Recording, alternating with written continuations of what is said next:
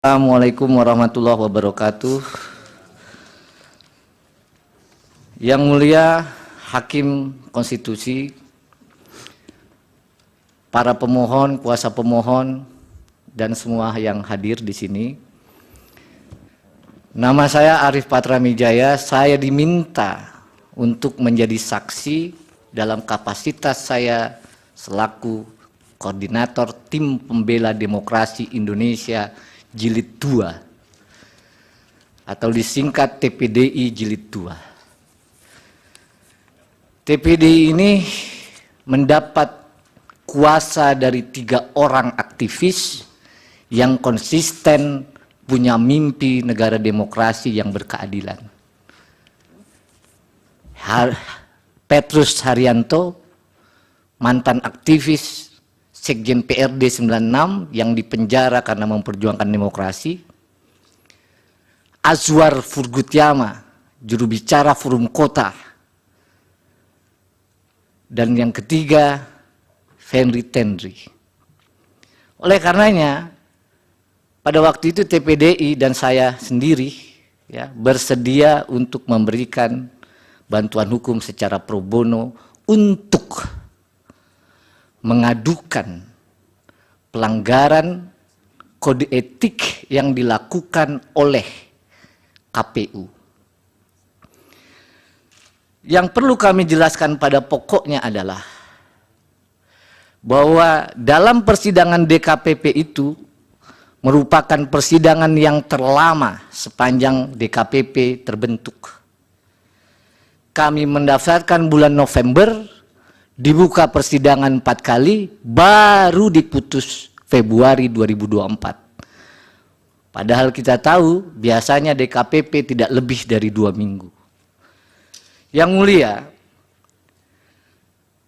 bahwa dalam pengaduan itu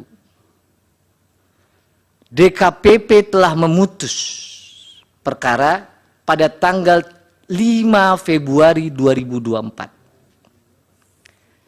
Sebelum saya sampaikan fakta persidangan dan putusannya, izinkan kami menyampaikan satu kutipan dalam kesimpulan TPDI Jilid 2. Without ethic, man has no future. This is to say, mankind without them cannot be itself.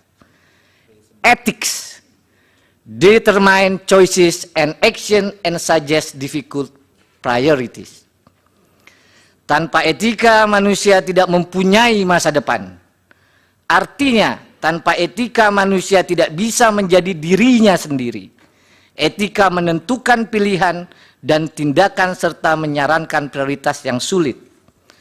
Oleh karenanya pada pengaduan ini telah dibuktikan sejumlah fakta-fakta persidangan yang pada intinya DKPP memutus KPU telah melanggar pasal 11 huruf A dan huruf C, pasal 15 huruf C, dan pasal 19 huruf A Peraturan Dewan Kehormatan Penyelenggara Pemilu sehubungan dengan pendaftaran dan pencalonan Saudara Gibran Rakabuming Raka sebagai calon wakil presiden dalam pemilu tahun 2024.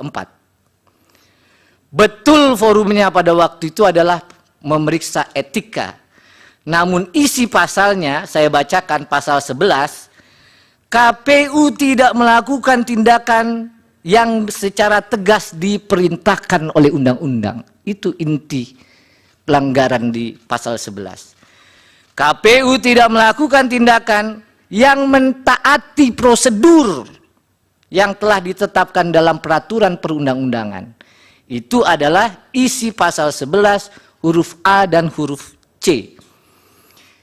DKPP juga memutus KPU melanggar pasal 15 huruf C yang menyatakan bahwa semestinya KPU dalam melaksanakan tugas dan jabatannya harus didasarkan dalam Undang-Undang Dasar Negara Republik Indonesia, undang-undang dan peraturan yang khusus menyelenggarakan pemilu. Inilah yang dilanggar oleh KPU.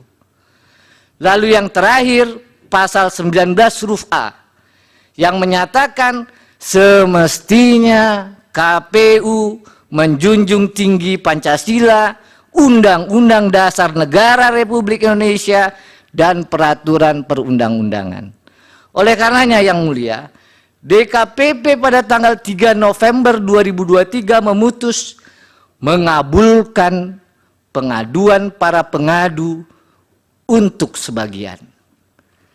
Yang kedua, menjatuhkan sanksi peringatan keras terakhir ketiga maksudnya.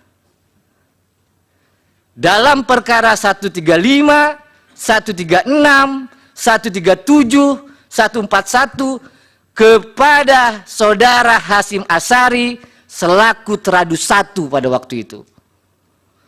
Yang ketiga, menjatuhkan sanksi peringatan keras kepada semua anggota KPU.